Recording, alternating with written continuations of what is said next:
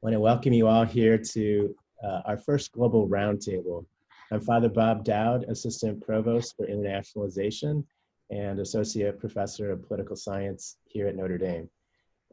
Our main objective with the Global Roundtable series is to internationalize conversations on issues of vital importance in ways that enliven our Catholic mission, highlight Notre Dame's global reach, promote a comparative perspective on common challenges, and spark ideas for research and service.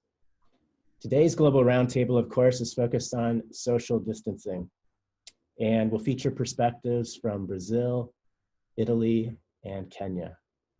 Our co-sponsors are the Eck Institute for Global Health here at Notre Dame and Notre Dame's Ford Program in Human Development Studies and Solidarity at the Kellogg Institute for International Studies.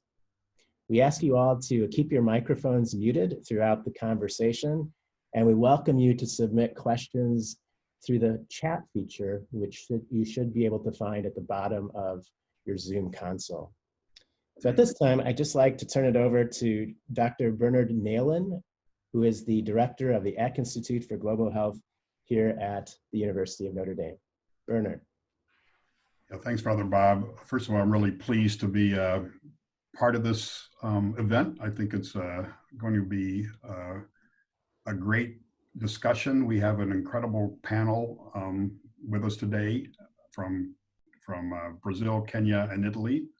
One thing to point out, every Ministry of Health, the World Health Organization, every Ministry of Health in the world where COVID-19 has become a problem, are using the recommended interventions, and one of the key ones is social distancing. There is evidence that that works to slow the spread of the virus. So we're not going to talk a lot about any technical issues related to the virus itself and how well social distancing works, because obviously it works best where you have good political leadership, individual responsibility and social cohesion to really make that work. But needless to say, in different countries, this may play out a bit differently, but it also probably plays out similarly no matter what country you live in. So the panelists today, Professor Lorena Barbaria is a professor of political science at the University of Sao Paulo in Brazil. She's the scientific coordinator of the Solidarity Research Network on Public Policy and Society, which is a research initiative to try to improve the response to COVID-19 in Brazil at the federal, state, and municipal levels. She has been a great friend of Notre Dame in Brazil, so we're very pleased to have her with us today. She'll help us immensely to understand the situation there with regard to the challenge of implementing social distancing and its effects in the Brazilian context. Secondly, we're very pleased to have Dr. Claudio Betti, who's an assistant professor to the president of the community of Sant'Egidio in Rome. Sant'Egidio is a Catholic lay movement that serves the elderly poor, people with disabilities, and refugees in Italy and other parts of the world. He's also director of the Australian Catholic University Rome campus. Claudio's been dedicated for a long time to serving the elderly and the vulnerable in Italy and beyond. Without a doubt, he will bring a perspective that will help us to appreciate the effects of social distancing on those who live on the margins of society and how we might care for them more effectively into the future. Dr. Vincent Ogute is the Vice Chancellor Designate at Strathmore University in Nairobi, Kenya. I've had the opportunity to visit Strathmore University in Nairobi, and it's really an impressive institution. Vincent is Kenyan, grew up in Nairobi. He was educated at Strathmore School and later at Rutgers University in the United States. And after serving on the faculty at Strathmore for many years, he was tapped to be Strathmore University's next Vice Chancellor.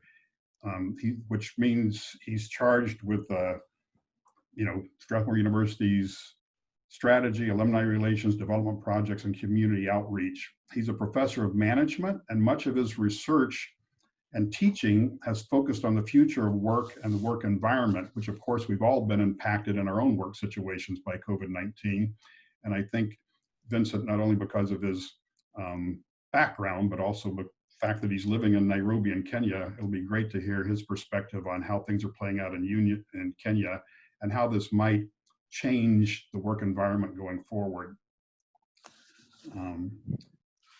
So I'm going to start off asking Lorena Barbaria if she could just say a little bit about when she first learned about the social distancing measures and the so-called lockdown in Brazil, and personally, what were your initial thoughts or initial concerns when it comes to your family members, parents, the poor, your work, other things? So Lorena, could you share some of your thoughts with us on that? Sure. So thank you very much for the invitation. It's great to be with everyone. It's great to have so many people joining us from all around the world, and I'm really looking forward to the conversation. I'm a professor in a public university in the state of Sao Paulo, and when I first, the way I started to first learn about what was happening and start to realize what was going to be involved, I was in the department at the university. I was getting ready to teach, and we had a report that was released university-wide that we had our first case, our first student infected. We have 9 campuses in the state of Sao Paulo, and on our campus and in the building where I am, there's about 3,000 to 4,000 students circulating in the morning and afternoon and evenings. So it was a really dramatic awakening to all of a sudden hear there was a student on campus very close in the building next door who had tested positive. And there was a lot of concern from students, from faculty. What should we do? Should we stay here? Should we close classes? So it was a very difficult reality, even though we had been hearing reports since January. And that first case that we received the news, we had already had the first case in Brazil in late February, on February 25th and 26th. But on campus, the first confirmed case was the second week of March. And so I think that was the really hardest part. Was we had already heard about the case, about cases coming and positive cases in the state. And we were really worried in those first weeks about what should we do? What should we do on campus? How do we protect students? How do we protect faculty and staff? And starting to already think about and prepare that we would be moving online and starting to think about that. So that was the first time that I had to really think about it for reals. And what ended up happening is I canceled classes the first week and started teaching online and remotely the next week.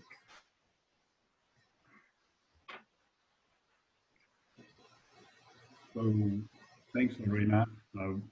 Vincent, how did this play out initially from your perspective in Nairobi, Kenya?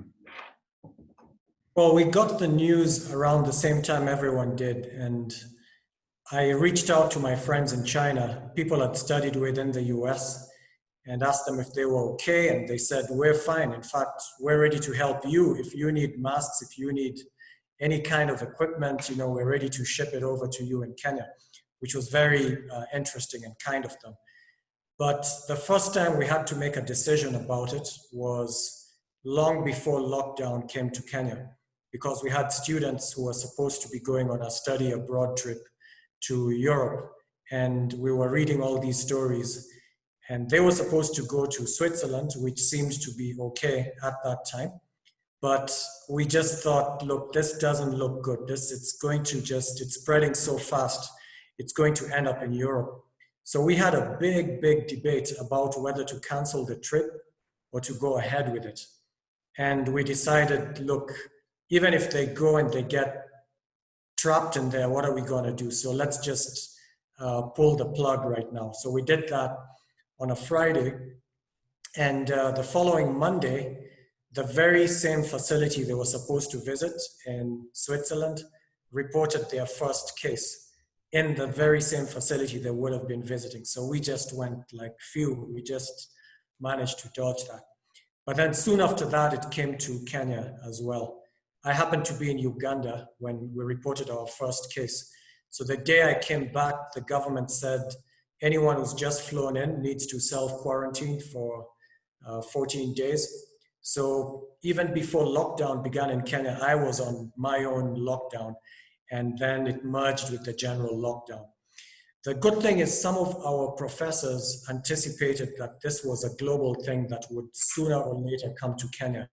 So they recommended that we start preparing, we start training our lecturers, professors on how to teach, how to migrate their teaching to an online platform. And they even realized that it would be an expensive affair.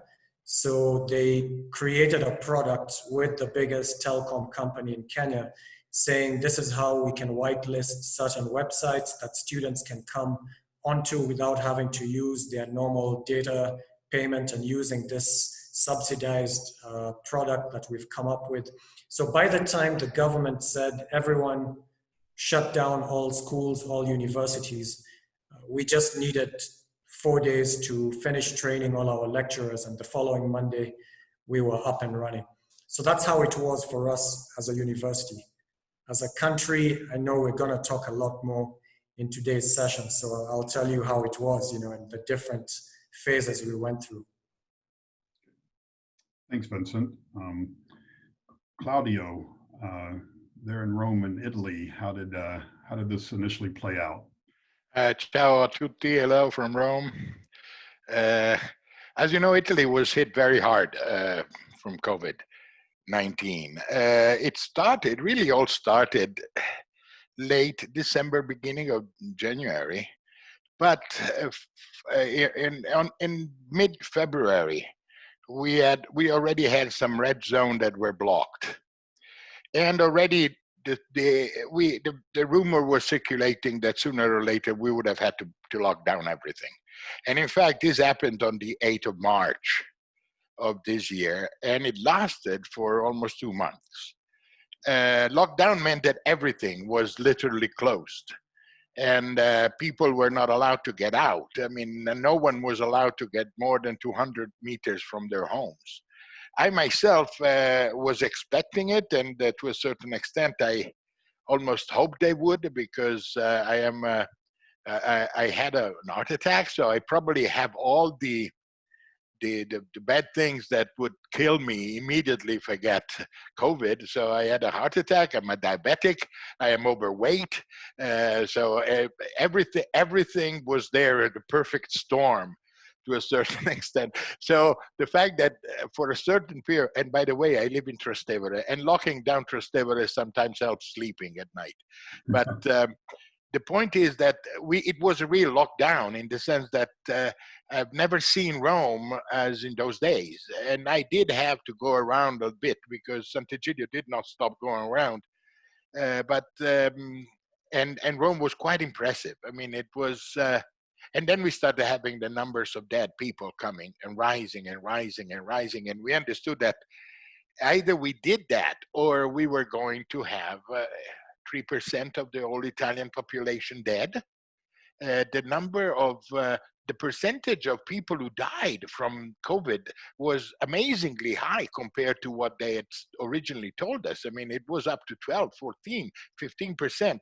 And they were all over 65. Of course, the younger ones did not really die too much. But still, can you imagine a city like Rome of 3-4 million? It killed, if you have 10% of 4 million die, you have 400,000 people dying.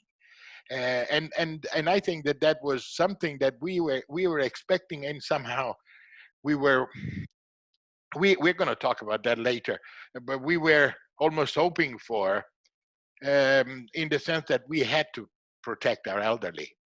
The people who were weak, the weakest, had to be protected, and amazingly, if without the government actions, they would not have been protected. That's my point. I mean, thanks, Claudio. Yeah.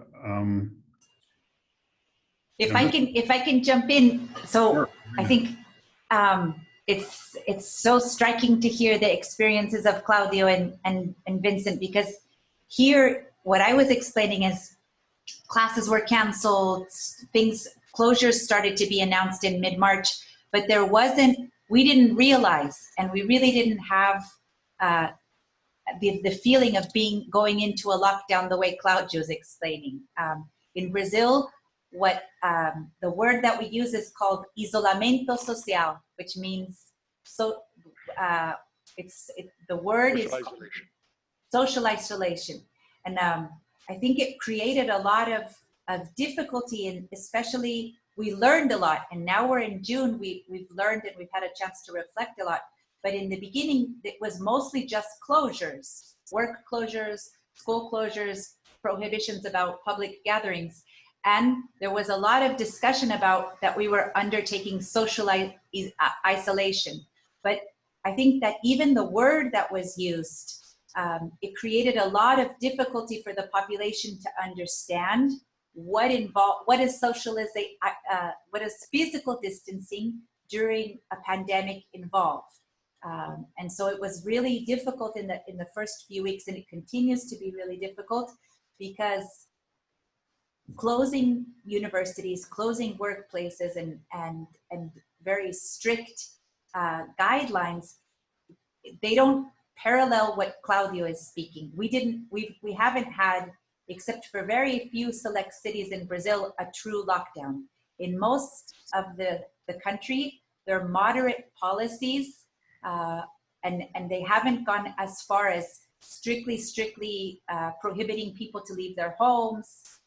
Those types of more strict lockdown measures haven't been implemented here on the ground in most countries, in most states since March. Lorena, you bring up. I guess if I may chime in as well, we're somewhere in between Italy and Brazil. So Brazil, there was no mention of exactly how you go about social distancing and staying at home, not enforced. In Italy, it was enforced. In our case, we have a curfew in the evening. So it means during the day, you're free to move, you're encouraged to stay home. But if you are seen out there at night, there are consequences. So it's kind of in between. We're kind of Brazilian during the day and Italian at night, something like that. Thanks. Lorena, you sort of pointed out the challenge with some of the terminology here, and particularly this idea that the term, which I think we all think may be a bit unfortunate, of social distancing, which is, in the absence of a vaccine, that's the main intervention at the moment. So I guess the question is, how can we make the goal to have physical distancing, but to actually, more actively engage socially at a time when we need each other more than ever? So I'm just curious from the panelists, what have you seen as some of the main negatives, but also potentially positives of this whole period of where people are being encouraged to not interact as much physically, but hopefully are still able to maintain their social connections? If I may jump in on this. Sant'Egidio has always worked with the poorest of the poor. And that was immediately a consequence that was clear in our mind and in our eyes. The poorest of the poor are the worst hit by any form of social isolation. To make it clear, we talk of social isolation in a normal environment as a negative thing. Now we have been forced to talk about social isolation as a positive and something positive. It is wrong. I don't think the social isolation is ever positive. We have to rephrase something in a way which, we have to find terms that are coherent with the world in which we live. Let's call it physical distancing, whatever, although it's so cold as well. But personal responsibility, we could say we need to be responsible, which is a very good way of saying it. However, in our experience, we immediately felt that there was something very wrong in the so-called social isolation, because it was needed, but at the same time, it was hurting those who were already hurt. So, for example, think about the homeless. And this was the first case. The homeless were the worst hit. They live on the street. They have no house. So when you praise people and say you have to remain home, what happens to the homeless? And the second, they could not ask for money because there was no one around. So they were absolutely abandoned in the middle of the street. We had to organize special meal distribution because people who were homeless could not even eat. And so, I mean, of course, it is something which is quite important. And then we need to talk about the elderly here. But I think because the elderly are those who have been most hit. I have some numbers here. I mean, 1/3 of the people who died in Italy were people who were inside nursing homes. 1/3, so 18,000 people were in nursing homes. On a population of 280,000 people in nursing homes, 18,000 died, which is an enormous amount if you think of. So we need to. So you're saying positive things. Yes, there are a lot of positive things because, as you see from the background here, my background here is an Ethiopian painting of Jesus in the storm. Of course, they're not social distancing themselves. I mean, they're quite crowded over there. But still, amazingly, this is the amazing thing is Pope Francis speaking at an empty square. You all remember that scene. It has been seen by 10 million people around the world. I don't think that the Vatican has ever had so many hits. But Pope Francis spoke about we are on the same boat. And I think that if there is something that we need to take out from this pandemic and the answer of the pandemic is that we cannot save ourselves alone. There is no way we can do it by ourselves. No country can do it by itself. No government can do it by itself. And no person can do it by itself. I mean, I did try to put on my mask, especially the FP3, but I couldn't find any FP3 because they were reserved for doctors. So I only got FP2. But then I discovered that people wearing masks was almost like saying, look, I care about you. And there was a movement of care, which is, of course, you can never say positive things of 200,000 people, of 80,000 people, 90,000 people dying. You cannot do that. So, but still, there was an idea that we needed to do it together. I don't know how it is going now, but we have to think about the future in this perspective as well. I think that's very important. What Claudio is saying is that this pandemic has raised is that we feel so vulnerable, right? And as me as a professor, and I'm interacting a lot with students, and I see the students really struggling with staying it's such an important time in their lives of socializing, of being connected. The pandemic hit in the beginning of the semester when we were just receiving our incoming class of students for the first time. And I saw so many students go through really, really difficult moments. And part of what we've been trying to do over the past months is reconstruct with students a feeling of that we're connected. We're we're very social people in Brazil, and we're very used to being really have a lot of proximity when we see each other in classrooms. We kiss each other, we hug each other, we're very affectionate. And so all of a sudden, can you imagine to be very physically removed from people is very difficult in Brazil. And I think that's one of the hardest things still to this day is every time I go out, when I rarely go out, the observing of meters of distance, the not having physical interactions very close, it's the antithesis of culturally how we feel. And as we feel more and more, the longer we're at home, the harder it is when we go out that we want to connect to people, we want to be closer. And so we do feel a struggle, and I hear it a lot with the students of, I need to be with other people, I need to feel connected, I miss so much that interaction.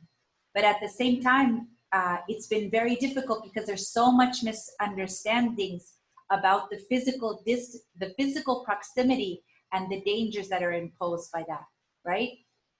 And so I think still to this day in Brazil, it's very hard for people to stay significantly apart to talk. That's just culturally something that's a very big challenge for us. And especially as we suffer through a pandemic, we want to be closer to each other physically when we see each other. So there's this constant dilemma that I see society trying to deal with, of trying to cope with something very painful and frightening. And usually how do we do that? We do that by being closer in contact. And now all of a sudden having to retrain and re-educate and speak to the population for individuals to understand that the best thing you can do to care for somebody is to stay significant meters apart from them. It's really hard.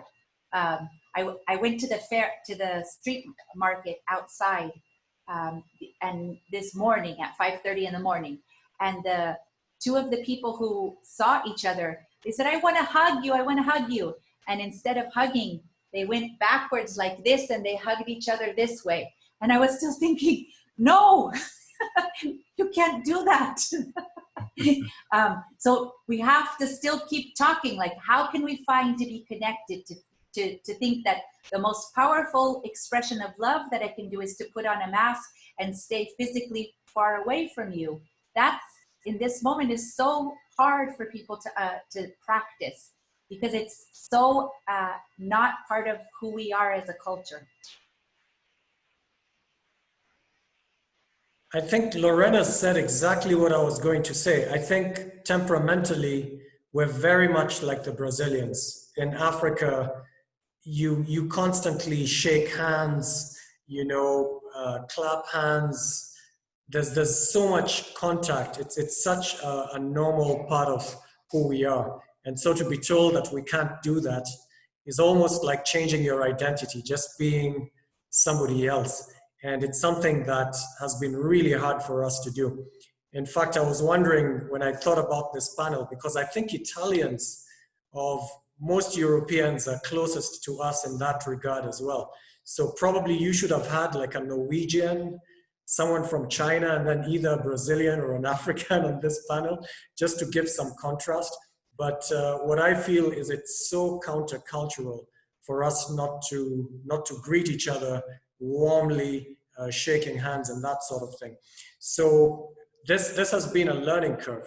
And then also when we speak, we don't sort of mumble, we don't speak in low tones, we speak in loud tones. So if the correct social distance in the UK is 2 meters, and I don't know, in Italy 1.5 or something like that, I think in Africa it needs to be like 3 meters just to avoid the chance of any spittle coming out as we talk excitedly, because that's what we do. You can hear 2 Africans walking right next to each other, but it sounds they're like 50 meters apart for how loud they are, because that's just how we speak. If you speak softly, it sounds like you're hiding something or you're afraid of something. It's against our culture. So you speak loudly, confidently, in a cheery mood. And that's the exact opposite of what you need now. And then imagine putting a mask over your face. It's just horrible. So we've had to learn how to do this. And it's taken a very, very long time. I've seen it improving every week, ever so little, wearing the mask, but not fully wearing it, where they just have it around their chin. But if a policeman, a cop shows up, then they'll pull it up. And so the only reason you're wearing it really is not to get caught by the police, rather than because it's necessary. It's so hard to understand that. May I say something about this, Bern? Sure, Claudio. Well, I understand I totally agree with you both. I mean, it's a strange panel. All people, these are peoples that probably would love to kiss each other every time they meet. Still, so Germany, a German one would be different, a Belgian maybe, or definitely a Norwegian would be okay. But still, I think that we have to go a little bit beyond that as well, because I think that in Italy, the idea of you know, warm welcome of others, you know, clapping hands, touching each other, it's very normal. And it's true, this pandemic has been almost like a suspended time, like something that was there, keeping everything suspended. And the temptation of a suspended time is that when this suspended time ends, everything begins again as it used to be. I think that on the contrary, a situation like the one we have just lived and we are living and we will leave. I mean, there is no way, it will come back. And it might come back in a different way, but it will come back. In a situation like this, we have to try to find ways in which we have to begin again, but in a different way. There is a desperate need of something that is not usual. So beginning life as usual, it's not enough. I'm talking of for experience. Now, for example, Italy has opened the so-called phase 3, which means everything, it's open. And at night in Trastevere, I can see thousands of young people coming to Rome, to Trastevere, to have a drink, and until 3 o'clock at night, without masks, without any physical distancing at all. And I'm thinking, well, yes, it means that this period has passed as if it was not, you know, as if it was suspended. I think that we need to reflect as people, what does it really mean to be on the same boat? And in some way, because this is the big challenge of a crisis like this one, which is so unusual for our world today. We can either deny it and say that it didn't exist, like many do. I mean, we're talking about Brazil, we're talking with Americans. Or we can make it hard, like it in Italy, like many are denying it here, many, really many. But I still think that the reality is there, and we have to understand how can we be loving and at the same time distant. So I would say, how can, my question is, can we really be living with pathos in a way that we have never lived before, even if we do not touch each other, even if the cultural rules are upside down? So this is the big challenge, I think, that we have to live. And how can we protect the poor, the weak? These are the ones who are going to die. There is no way I mean, I know that in Notre Dame, I'm putting Notre Dame in a different place. In Notre Dame, in the city next to it, which is South Bend. South Bend, in the nursing home, 100% of the old people were infected. 100%. I mean, so every single old person in the nursing home was infected. So that is, how can we then show our love toward them? Thanks God, not all of them died. But you know, this is the big question. It's how can we protect the weak now? And how can we protect the weak now after the need for physical distancing will be over or almost over, even when we get our vaccine? If we get our vaccine, the economy that the virus has created is going to be in shambles. I mean, it's going to be a huge problem. And who is going to pay for it? Not me. I'm a professor. I'm a director of a university. So who cares? I mean, I get my job, my salary anyhow. The ones who are going to suffer are the poor. So this is a big challenge that I think we need to realize. And it is a challenge that is a person's responsibility. We have to do it personally. And that this is an appeal to everyone who's participating to the seminar. Guys, we have to take it into our hands. There is no way someone can do it for us. I'm sorry. I get really a little bit, emotional when we think about these things. Thank you. And I think, Bernard. Sure. Sorry. Lorena, you go ahead. So I think Claudio's raising a really important point. I'm speaking from Brazil, and we can think about the huge inequalities we have. And at the beginning of the virus, it's really important to remember at the beginning of the pandemic that the pandemic started because when we started to see the first cases, it was international travelers. And so it was people who were usually relatively higher income, who were traveling and who were coming from abroad. And over time, just like Claudio is saying, what we're seeing is that the people who are able to undertake social distancing in practice are the people who can work from home. And not all types of work and not all types of professions and social classes can work remotely at home. And so what we're seeing is a really, whereas at the beginning of the pandemic, it was really more concentrated in travelers and with whom they had contact with. Now that we have, we're now in June, right? So we have to remember we're in the third month of trying to get this right and trying to stop the outbreak. What we're seeing is that in really urban, dense, poor neighborhoods where it's very difficult to undertake physical distancing and where people can work remotely at home, the magnitude of what is happening in those communities has exploded. And it's a very difficult situation because we have private hospitals that at the beginning were more, had higher demand because the people who were getting sick tended to be international travelers. But over time, as the people who are getting, the infection is growing and spreading in communities, we have also a huge impact on the public health system and the people who can only access the public health system to be attended as they get sick and they need emergency care.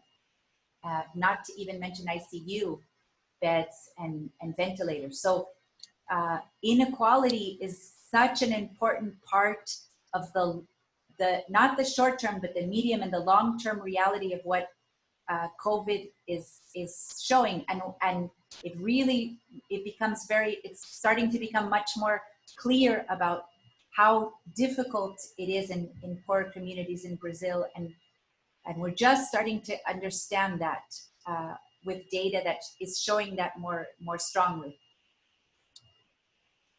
You know, Bernard, there's a tragic side to this, which is we're talking about social distancing as if it's a choice, as if it's something everyone can decide to do.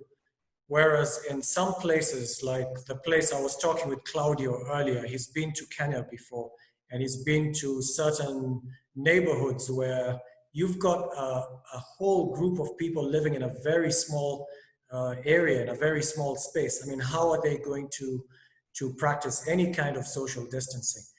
They can paradoxically practice it when they leave the house, and yet you're told stay at home. So you're supposed to stay at home, but if you stay at home, it's crowded and there's nothing you can do about it. So only the middle class and the upper class can actually practice social distancing as we understand it at home. For the majority, we're really in God's hands, really, I think, because you're not going to wear a mask at home either, because it's unhealthy. So we're talking about something that's actually not practical for a good number of people. So all we can teach them is stuff like hygiene, wash your hands, you know, things like that. But strict social distancing, it's almost impossible in some cases. You know, we're also seeing that here in South Bend or St. Joe County. So again, it's not a big urban environment, but you know, several 100,000 people. But if you look at what's happening, some of the highest infection rates and actually those at much higher risk for severe disease and are actually people living in the poor neighborhoods. A lot of those are people of color, African Americans, Latinos, and of course a lot of that's probably due to work exposure also, because I think this is another thing when we think about work. I mean, you know, this idea of essential workers, we all think of doctors and nurses and firemen and policemen, but at least now I think here in the United States, people are starting to realize what an essential worker actually is to keep things going. And a lot of these jobs are done by people who are underpaid, don't have access to health services, and they need to go to work, and that's exposing them to higher risk. So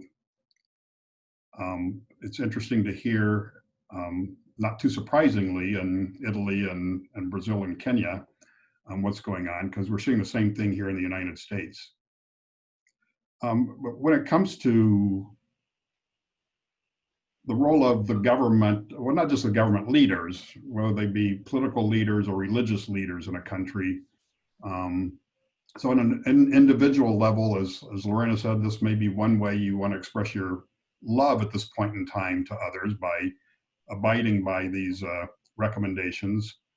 And I think we've seen examples in some countries where good leadership does result in better results.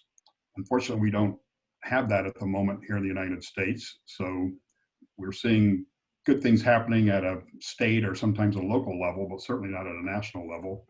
So I'm just wondering if you could comment in your own countries, how important has it been for religious leaders, political leaders, other influencers in society when it comes to trying to promote this idea that this is a strange period in time where we actually need to have less physical interaction? So I think here on the ground, what I can say in Brazil is one thing that's been very difficult, I think, for political leaders is realizing how difficult and the toll that the pandemic is undertaking and having in our country. I think there's a real struggle in Brazil as a political leader to understand that this is something that it's very difficult to win, right? And I think there's a decision made in many governments, but at the federal government, I think is a really important case in point, that the government made a decision to remove up responsibility from responding as strongly and left the response to subnational governments. And I think in part of the reason of the federal government not taking leadership has to do with realizing how difficult it was going to be to win this battle. And so being accountable is very difficult when you know you're up against a really difficult fight that you have a very hard time winning effectively. And I think that's something that's been very difficult, but it's not only at the federal government. Mayors have to choose that, and governors have to choose that. And I think I wanted to just, if I can touch that a little bit, just with one thing that Claudia was saying about the elderly. I've heard a lot of people talk about the elderly or say like, this mostly hits old people. And I always come back to and say, as a faculty member in the university, the doctors, the elderly, the human capital, the knowledge, the value that the elderly represent in our societies, we cannot, these are not expendable resources in a country, in any country. But I always like to remember when we say the elderly will be sacrificed, as some political leaders have said. We have to die, elderly people have to die in some moment, why not now? Why not now is because some of the best scientists in Brazil who can develop a vaccine or who can refine the vaccine are elderly, vulnerable people. Some of the most highly skilled people we have took a long time to train, took a long time to be those people, and they happen to be elderly. Some of the elderly are critical to holding families that are falling apart together. They're the caretaker because the mother might have some other problem or might be divorced, might have left home, and the elderly is the principal caregiver of very, very young children who don't have anyone else to take care of them. So I think even this thing of politically deciding, okay, this is going to affect a very vulnerable group that's expendable, not really. This is a group that is really central, that is the backbone of the social structure of our society. And the elderly are a critical part of who we are as a society. They are resilient. They survived dictatorship. They survived millions of economic crises. Those are kind of our candles for the future. So they're not an expendable resource worth sacrificing, even in this moment. In Africa, actually, when we're talking about the elderly, in Africa, we have a tremendous respect for the elderly, almost veneration, you might say, for the elderly. And the way we are demographically distributed, the elderly tend to live in the villages, in the rural areas, in the ancestral homes.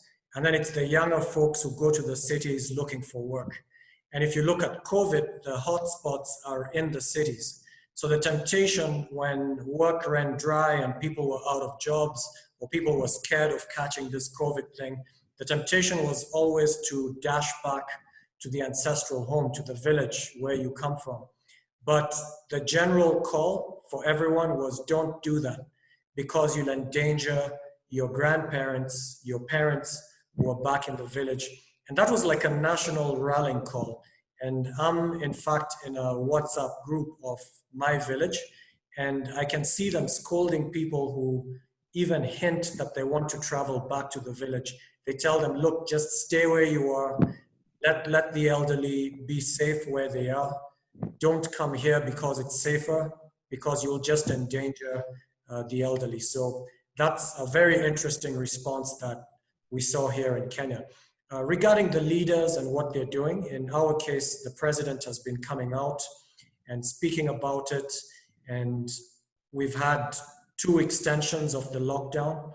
And typically the night before the extension, when we don't know whether we'll be set free, because we do think of it as some kind of prison, there are all these jokes that go around on the internet, and Kenyans are famous for that. We call it KOT, Kenyans on Twitter. So it's this formidable army of people who are very witty, who are just cracking jokes, creating memes.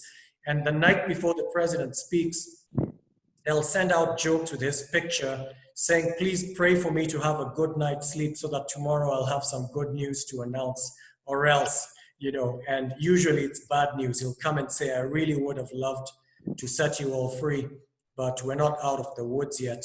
We haven't peaked. And so what we're going to do is just gradually let go a little bit for the sake of the economy so that people can work. So from having a curfew that started at 7 p.m., which effectively meant you leave work at 4 p.m. in order to make it back before the curfew, he's now extended it to 9 p.m., which allows people to work some more. But we're still on lockdown, and people are beginning to listen to the president, but then at the same time, we're impatient. When is this experiment going to end? All the things that have been said are extremely important. Lorena, thank you very much for that appeal for the elderly. It's I share it 100%. It's the something, first of all, because I'm almost there. So and it's there in and second of all, because I think that it's crucial. It's true. The elderly are our conscience, and we cannot allow a country to abandon its conscience. Especially people who have lived the wars. Think about Europe, for example. I mean, these were the people who have known Nazism and fascism, and they've been fighting against it. They've been fighting for democracy in face of enormous odds. At the same time, I think that we need to redefine what our relationship with the elderly is, in the sense that, for example, is it true that nursing homes are the only way in which we can take care of our old people? I mean, we have done, Sant'Egidio has done a huge survey, and together with the Italian Institute of Surveys, I don't know how to translate that in English, and it turns out that 85% of the elderly would not want to go to a nursing home. And those who would want to do it, the majority of them would do it only because they fear that they are a burden for their parents, for their families. So is it true that that is the only way we can do that? staying at home, and I'm using this. I'm sorry, guys. I need to use this conference in order to promote how do you say, an appeal that Sant'Egidio launched on the elderly. So please go to the website and see the appeal for the elderly. And if you want, please sign it, because it's an appeal for people, for all people to remain at home. We need to discover new forms of assistance for people, for all people. And by the way, that's what we're doing here in Rome. We have homes where old people are living, and they're not home. They're not nursing homes. They are not institutions. They are homes, and it costs less and it works better. Regarding the government, it's amazing to see that. In a way, our government, which has never been popular, we were discussing before with some of you that Italy has changes the government every 3 months. Amazingly, the government of Italy, because of these actions that were rather draconian actions, I mean, we were in real lockdown, where it's up, greatly up, 60, 70% approval rating, which is people do recognize when good politics is done. People recognize it no matter what their political background is. And this is true all across the board. I mean, we had even the most right wing have understood that this was the only way to try to solve the issue, or at least to stop or to flatten the line, as they say. And we succeeded. There was some moments in Italy where we did not have any more place in ICU, no more, zero. And we were able to stop that and give to everyone, thanks God, the chance of a ventilator, which is something that in other countries, unfortunately, doesn't happen, because then they have to choose whether they give it to a young person or an old person. And normally the young person lives and the old person dies. So I think that we have to understand that good politics is not the politics that suits everyone, but it's the politics that is for the good of everyone. And I think that in this case, our government has behaved quite well. Thank you. Bernard, I just might suggest we turn to some of the questions. I noticed that quite a few people have been submitting some questions via the chat feature, and maybe we can turn to those questions soon, and Allie can help us with that. Sure. I know some people submitted questions when they registered, and I know some people are submitting questions now. So Allie, are there any questions you could share with us that panelists could respond to? Sure. So one of the questions that was submitted ahead of time is, how will this social distancing, or in what we're saying, physical distancing, affect life once the pandemic is over? Will it take some time to readapt, or do you think things will go back to normal very quickly?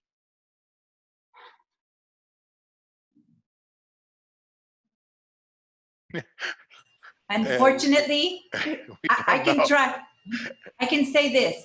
I think, unfortunately, because of the fragmented and really failed response that we've had in Brazil, the pandemic is going to be with us for a long time. This isn't something I think it's something very difficult and very painful, but I think it's something people are starting to realize. When we had a very moderate response to responding, and we have a major outbreak that is still on the way.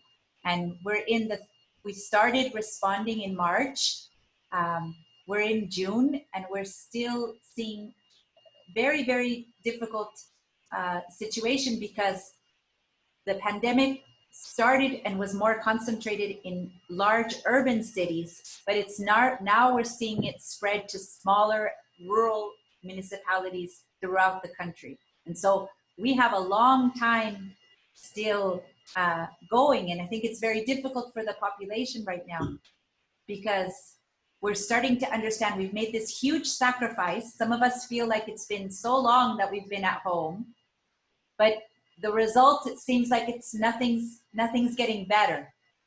And I think part of the reason we're trying to educate and trying to talk about is because some of the policies that we undertook were not as stringent as they could have been.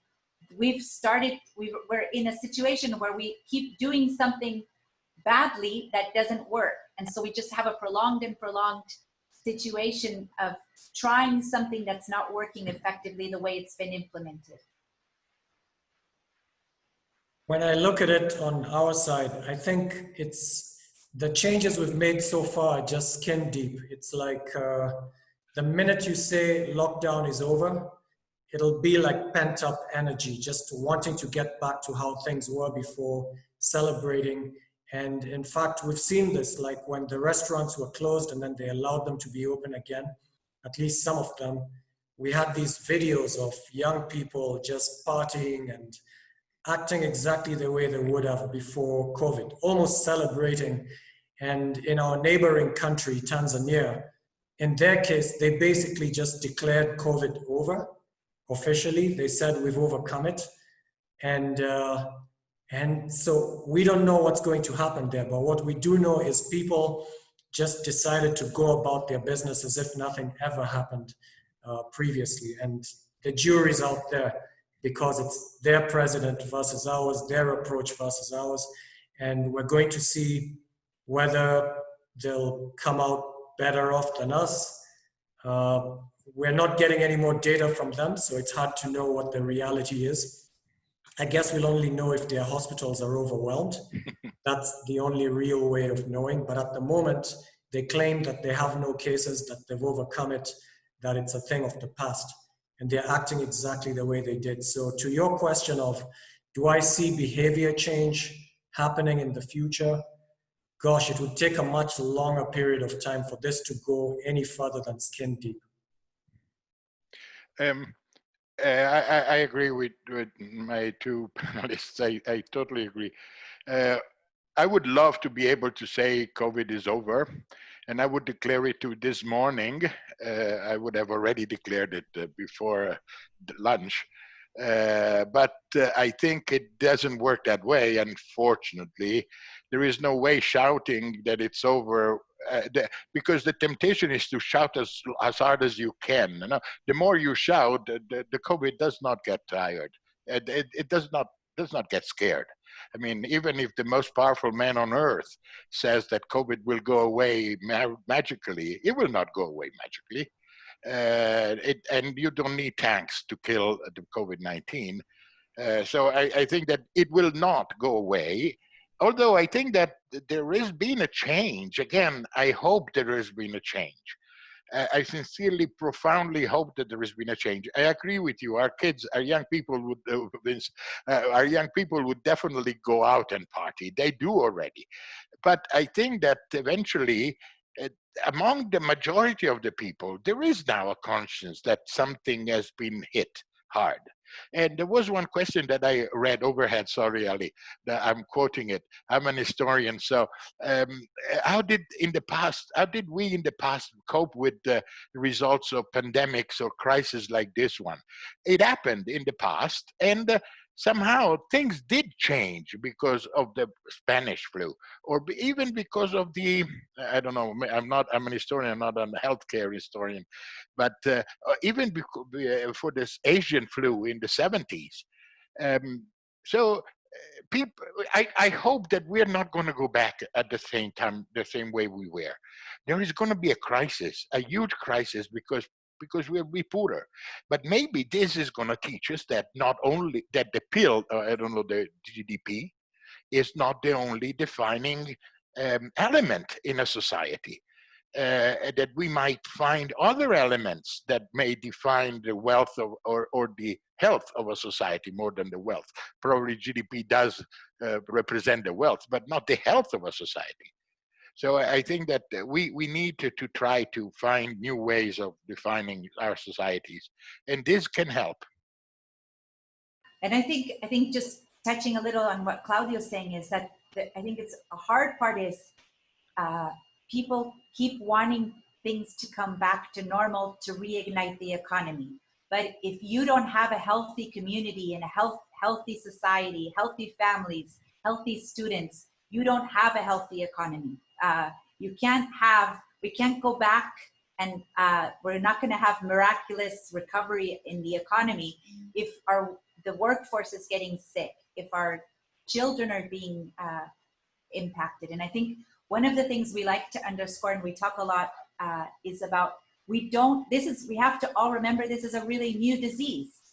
And as any new disease, the physical long-term consequences to people who've been infected, that's something that we're only starting to understand now. So we have this really difficult moment that we're facing. And I think, but at the same time, I think it's really important to counteract those people who claim that everything goes back to normal. Usually we're discovering that it's actually much more complicated. And if we think about universities especially, wow, that's going to be where we work, classroom. How many things we need to change? We need a year maybe to really make all of the changes. If we think about factories, universities, the restructuring that is involved in the middle of a huge economic collapse. We have to undertake investments right now to reconfigure classrooms, reconfigure workplaces. It's very difficult for all of that to happen immediately. So as much as we want the economy to come back and to reignite, it's something that is going to take a long time for practical reasons to get right. And we're going to start to make mistakes, and we're going to realize that we made mistakes, and then we're going to redo the classroom and redesign the factory again. So I think we have to have a conversation about the economy is also just like the people who got sick. The economy is going to take a while for it to get better, and it only is going to get better if we also heal the people who are being infected. May I say one thing on what you said, Lorena? I totally agree on the health issue. And I think it's not only physical health. I mean, a good economy, a healthy society is based on healthy person, a physical health, but also mental health. I think it's crucial to understand that this experience has hit us hard also mentally. So we need to understand what it means to rediscover normality, if we can call it normality, or to redefine what normality is. And this is something that I think we should work a lot. And I think that educators, that's the reason why I think universities are crucial on that. Universities should be the ones that create new generations that are more healthy physically, but also mentally in coping with situations like this one. It is not the first one, and it will not be the last one. It might not be COVID-19, it might be COVID-25, but still we will find others in the future, and we cannot be left unprepared another time.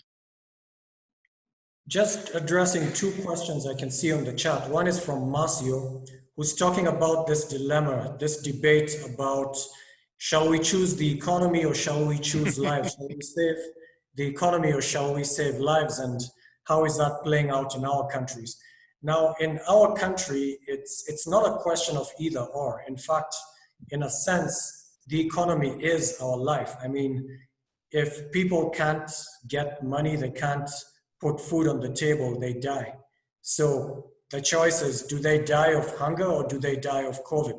So in our case, the economy is an integral part of the discussion. It's not something that you choose instead of, choosing lives. So our government, I understand their hands are tied. They couldn't enforce a lockdown, anything like the strict lockdown you had in Italy or in some of these other countries, because that would basically be sentencing everyone to starve and to die.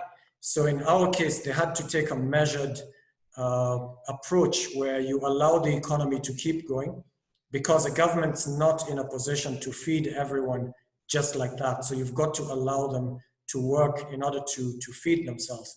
They don't have savings. So what they earn today is what they put on the table today. So you've simply got to let them to go out there and to work and to earn today's keep in order to put food on the table tonight. So for us, it wasn't an either or kind of choice. The economy is our lifeline. And then Anne was asking about, will things be the same when we go back in universities and in places of work? Now that people are used to working from home, at least some people, I think it's going to change a lot. And even just from a cost saving point of view, a lot of organizations are going to lean more on this possibility of having the employees work from home and needing less space that they need to provide for work. I think it's inevitable. They might even get more work done because people aren't trapped in traffic trying to make their way halfway across town to get to their place of work. So I think we're definitely going to see a lot of changes. What Lorena is saying is also true, that it won't happen overnight. We have to learn how to do this. The good thing is we're being forced to learn it a lot faster than we would have. So all these things about flexi time, we'd heard about it before. Some of us were advocating for it, but we always sounded like we're crazy. Why are you trying to do things differently? And now suddenly everyone's working from home. So I think it'll take some time to learn it, but it'll be a lot quicker than it would have been without COVID. Thanks.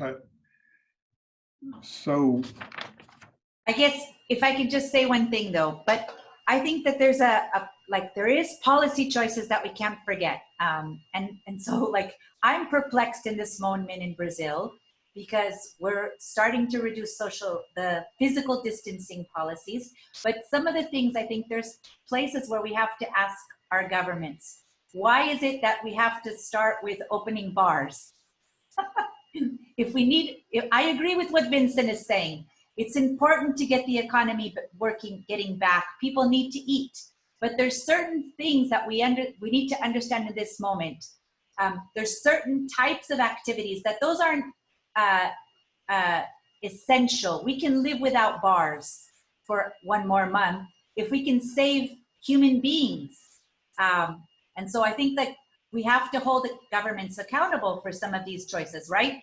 Part of what we need to do that is very complicated is under what parts of our economy need to go back, how are they going to go back, and what parts of the economy are risks that we expose people unnecessarily to that have long-term costs for all of our society. And we're going to decide politically for the short term to have those areas of the economy still closed. And I think that the hard part is governments have to be held accountable for the decisions they're making. And some of the decisions they're making are not clear to me, that the logic behind them. Just chiming in to what Lorena is saying. So you're saying what kind of activities should be allowed? Should we allow bars? Are they a priority? And then there's this debate where people are saying, what about churches and religious places of worship? But I mean, just kind of throwing in my piece for religious houses of worship, mental health is a big part of it. Claudio talked about it. You know, we can't forget mental health when we're just talking about physical health. Suicides are on the rise, cases of depression, and we know that going to church is something that gave people hope, gave people a sense of community. So right now we've got a commission that's been set by the president, asking them to explain how they could possibly come back in such a way that there is social distancing as they come back. So in my case, I would make churches a priority, although people would say, no, that's not part of the economy. They're just like bars, just keep them shut. But from a mental health perspective, I think we need to think about how they can come back using social distancing. Yeah, thanks. I see that a lot of your comments have already addressed some of the questions that are coming in. But just one other question from one of the persons, Michael Pippinger was asking, from your perspectives in your respective countries, who's best positioned to help these communities in jeopardy because of these inequalities? Is it the government, faith-based organizations, individuals? We've seen failures from all of these actions in responding to the crisis. So who specifically in your cities or countries is getting it right or getting it better right in terms of a response? In a normal society, the government should take care of its weakest people. But we are talking normal societies, and I doubt that any one of our countries is normal.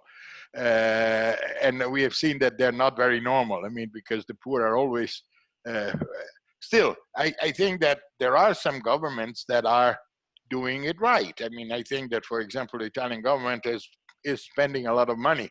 Thanks to Europe, by the way. I mean, if we were not Europeans, we wouldn't have the money to do what we are doing now. We are spending a lot of money in work benefits and social healthcare benefits and food benefits that normally would not be taken care. Of course, the major brunt has to be done by governments. There is no NGO that can have 600 billion euros. I mean, which is by far that's the money that Europe is going to give on reconstruction. Still, I think that there is a role for NGOs and for faith-based organizations. And I agree with Vincent, faith-based organization and the possibility of using churches as a network of support is a crucial element in the restarting of a healthy society. In Italy, we have reopened churches. It was a big debate because, of course, the technicians, the doctors said that it's not a necessary element of our societies. But in this stage, our Pope, we're happy. We have the Pope on our side, you see. So the Pope is here. So the Pope said, no, guys, the churches have to be reopened. And in fact, they did reopen and the government changed its mind. And amazingly, they're doing it so beautifully that there are no cases. I mean, masses are going on. Of course, there is distancing. There are special ways of doing it. I think that on the NGOs have to do their share. Private people have to do their share. So I think that we are all best positioned to help the recovery. All of us are. It's not that I am a part of an NGO and I can do more than, I don't know, than Lorena can, and if she's alone. I don't know if you're part of an NGO or not, or some friend of mine that I see in the conference. That doesn't mean every one of us can make its part, and I think we should do that. For example, I myself, I am doing personally. I have Sant'Egidio has created this phone, emergency phone, because of course there is a huge problem of people that do not know to whom where to turn for help. And we have created this phone, and I myself give a day of the Sunday, answering the phone and trying to solve the problems of people calling. And we receive 300 calls a day. So every one of us can do that.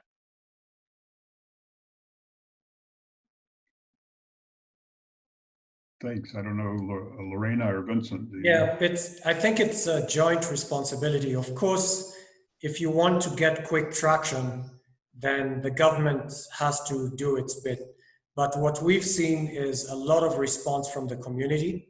So I've been in touch with a lot of NGOs that are coming out there and saying, well, if people aren't getting food at home, then this is going to escalate into something worse. We're going to have security problems as people start looking for food because they don't have jobs, and they're definitely not going to stay home hungry. So they might have to resort to crime and to things like that. So in order to help them, we've got to get food to them. So I've seen a lot of crowdfunding where people donate. They'll say, this is the cost of a meal. This is what it costs to feed a family of, say, 5 for a whole week. And so people have come in huge numbers to help these efforts, which are not necessarily driven by the government. These are driven by just well-wishers, philanthropists, people coming together and saying, let's address this particular problem. Let's supply masks. And there are other things that people need, pads and they're isolated. So there are many, many small groups of people helping out, raising money and reaching out to these communities and helping. So we shouldn't just expect the government to do it. We know they can't. And so it's a communal effort, community effort, and we've all come in one way or another. From a university perspective, we're trying to help with policy, on the policy side, to give recommendations, to lend expertise to these committees that are studying different problems, to try and find solutions, even just to the economy, to come up with recovery plans. So it's a joint effort. Everyone needs to play their part. Thanks. I just wanted to add, I think the hard thing about what is happening with the pandemic is that all of the problems we have, it just makes them exacerbated.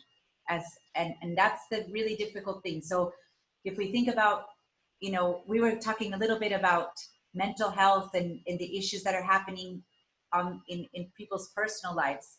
Whatever was wrong before, being at home all day gets magnified, right? If you and as a society in Brazil, we have 50% of the workforce is informal. That was a problem before COVID.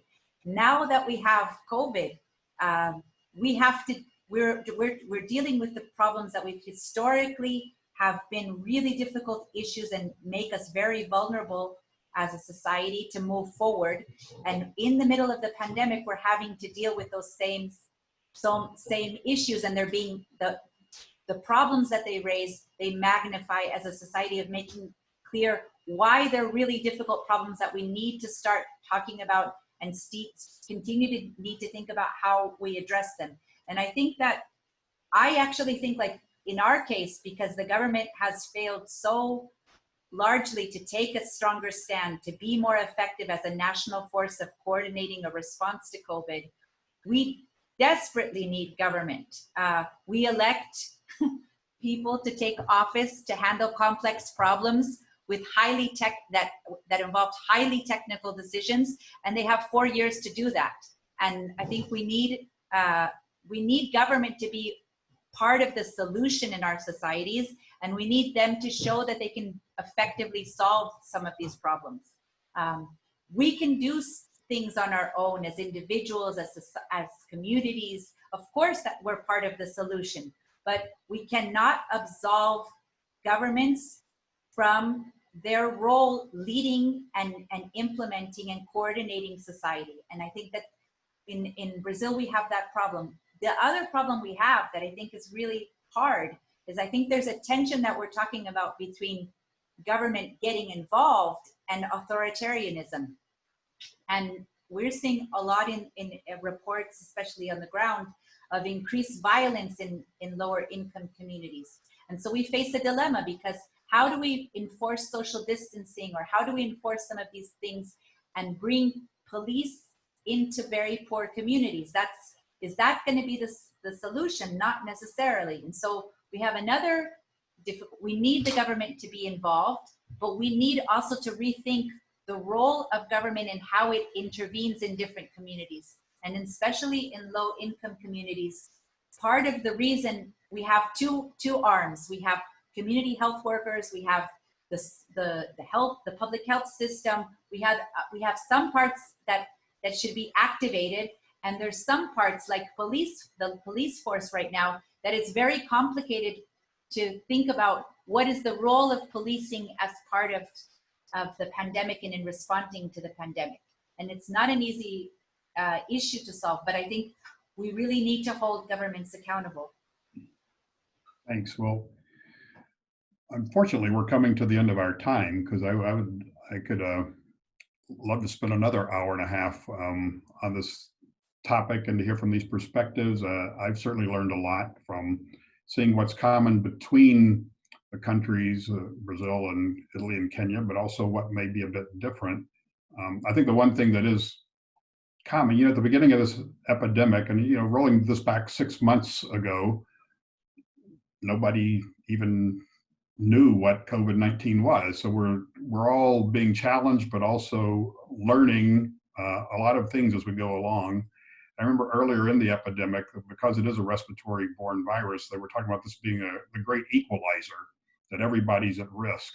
But actually what we're seeing is actually not a great equalizer, because it's shown a spotlight on the inequalities in our societies and how those who are most adversely affected, not only physically, but mentally and economically, are the poor, the elderly, the disabled, and those at the margins of society. So I think hopefully by shining the spotlight on things we knew were there, but now we have to face head on, we can all pull together with the right leadership and the right commitment and the right personal commitment as well to try to address these issues better going forward.